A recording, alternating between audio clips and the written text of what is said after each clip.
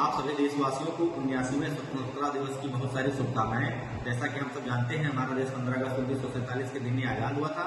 हमारा देश तब तक ब्रिटेन के अधीन था, हम अंग्रेजों के गुलाम थे। लेकिन लाखों क्रांतिकारियों ने, देशभक्तों ने, बलिदानियों ने अपने जीवन को बलिदान करके, प्राणों की आहुति देकर हमारे देश को आजाद कराया। हम सब उनके ऋणी हैं, इसीलिए आज के दिन को हम सब बहुत ही हर्ष उल्लास के साथ मनाते हैं। जैसा कि हम सब जानते हैं कि हमारा देश भारत कभी सोने की चिड़िया हुआ करता था, लेकिन अंग्रेज भारत का सारा खजाना लूट कर अपने देश लेकर चले गए। एक अनुमान के मुताबिक कहा जाता है कि अंग्रेज जितना खजाना लूट के लेके गए हैं, लगभग 500 ट्रिलियन डॉलर के करीब। अगर उनके काम धंधे, रोजगार, उद्योग सब बंद हो जाए, तब भी वो अपने देश को लगभग 250 वर्षों तक बैठा के खिला सकते हैं। अब आप अनुमान लगा सकते हैं कि कितना खजाना वो लूट के लेके गए होंगे।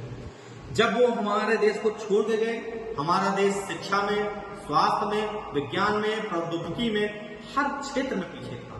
हमारे पास अपना कुछ नहीं था, सब कुछ उन्हीं का था।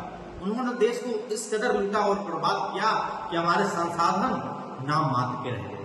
लेकिन भारत उस बीते दौर को पीछे छोड़कर आगे बढ़ा और उठ खड़ा। आज के भारत को अगर हम देखें तो इन 79 वर्षों में भारत ने तरक्की की वो तमाम ऊंचाइयां छुई हैं जो एक विकासशील देश को छूनी चाहिए। जैसा कि हम सब जानते हैं, भारत आज विश्व की 5 शीर्ष अर्थव्यवस्थाओं में शुमार है। भारत के कदमों की कोई अनदेखी नहीं कर सकता। विश्व में जितने भी देश हैं वो सब भारत की बात मानते हैं।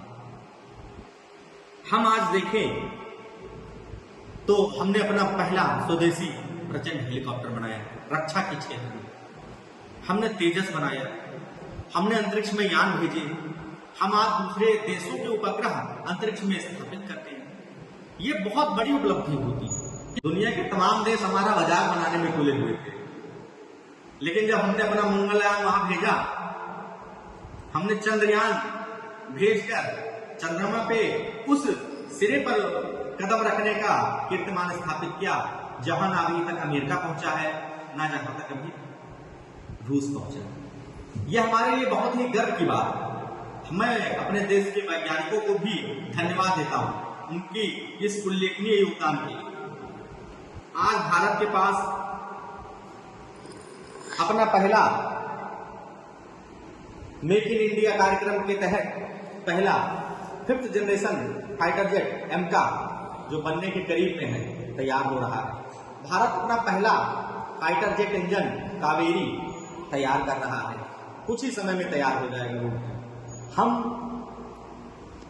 रक्षा के क्षेत्र में भी वो दिन दूर नहीं जब आत्मनिर्भर होंगे। ब्रह्मोस जो भारत और रूस का संयुक्त उद्यम है, जिसे भारत रूस ने मिलकर बनाया, वो दुनिया की सबसे तेज सुपरसोनिक क्रूज मिसाइल है। रक्षा के क्षेत्र में आप आत्मनिर्भर हो गए। हम सब जानते हैं कि अभी कोरोना का टाइम आया।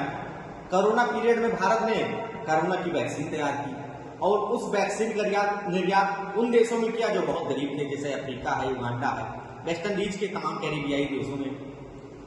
अभी तुर्की में भूकंप आया था, भारत ने वहां रसद सामग्री भेजी। हम खाद्यान्न क्षेत्र में आत्मनिर्भर हो गए।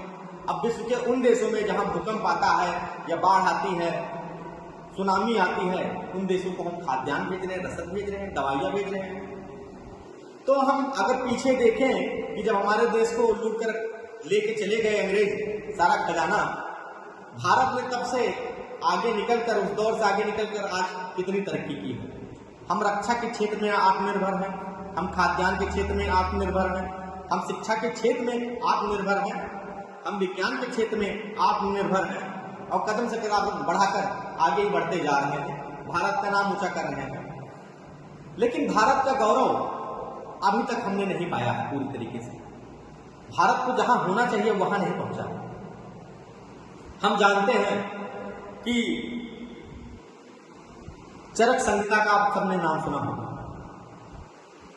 लगभग 1100-1200 साल पहले चरक संहिता लिखी गई। दुनिया के तमाम देश उसका अनुकरण कर रहे हैं, सर्जरी। चरक संहिता में मस्तिष्क की सर्जरी का जो है तरीका और उपचार बताया गया है, रास्ता बताया गया है। शरीर के तमाम अंगों की सर्जरी के बारे में बताया गया है। हमारा विज्ञान कितना उन्नत रहा होगा।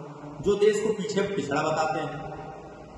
हमने अगर जीरो नहीं दिया होता तो देश, कोई भी देश दुनिया का गणना नहीं कर पाता। भारत का इतना योगदान है विश्व संस्कृति में जितना किसी भी देश का नहीं है। आर्यभट्ट ने सूर्य से पृथ्वी की दूरी कितनी है, पृथ्वी से सूर्य की दूरी कितनी है, ये लगभग 1500 साल पहले बता दिया था। दुनिया के वैज्ञानिक इसे 18वीं शताब्दी में साबित कर पाए कि हाँ, उन्होंने जो गणना की थी वो बिल्कुल सही थी। तो जो कहते हैं कि भारत का विज्ञान पीछे था, भारत का विज्ञान पीछे नहीं था। लेकिन बीच में जो बीच का फेज रहा, लगभग 6वीं शताब्दी से और अब तक ये आक्रांताओं का इतिहास रहा है, आक्रांताओं का दौर रहा है। दुनिया के तमाम लुटेरे जिनके पास खाने पहनने रहने का कुछ नहीं ठिकाना होता था, वो भारत की तरफ लूटने के उद्देश्य से चले आते थे कि चलो कुछ लूट मार कर ले, लूट कर अपने देश को ले जाएं ताकि अपने बीवी बच्चों और समाज को पाल सके, राज्य का खजाना भर सके। उनमें बहुत सारे हैं, अहमद शाह अब्दाली है, नादिर शाह है, मोहम्मद बिन कासिम है, महमूद गजनवी है, अंग्रेज है, डच है, फ्रांसीसी है, पुर्तगाली है। ये सब क्या करने भारत आए? ये भारत को लूटने ही तो आए थे, क्योंकि भारत अधिकतम निर्यात करता था और न्यूनतम आयात करता था। भारत बहुत कम चीजें बाहर से मंगवाता था और भेजता ज्यादा था, एक्सपोर्ट ज्यादा करता था, और सारा लेन देन सोने में होता था। तो भारत एक अपनी संपदा वाला देश बन गया, सोना चांदी का भंडार लग गया। ये सब जब इन विदेशी लोगों ने देखा तो भारत को लूटने के दौड़ने के लिए चले। लेकिन भारत आज सब कुछ जाने के बाद भी 47 में हम आजाद हुए, इन 79 वर्षों में तब भी बहुत उल्लेखनीय प्रगति की। और मैं यही आशा करता हूं देश के भविष्य बच्चों से, वैज्ञानिकों से, शिक्षकों से, राजनेताओं से और देश की जनता से कि वो अपनी प्रगति में, भारत की प्रगति में, उसको निरंतर आगे बढ़ाते रहने में अपना योगदान देंगे और भारत की आन बान शान तिरंगा को कभी झुकने नहीं देंगे। इन्हीं शब्दों के साथ मैं अपनी वाणी को विराम देता हूं। जय हिंद, जय भारत।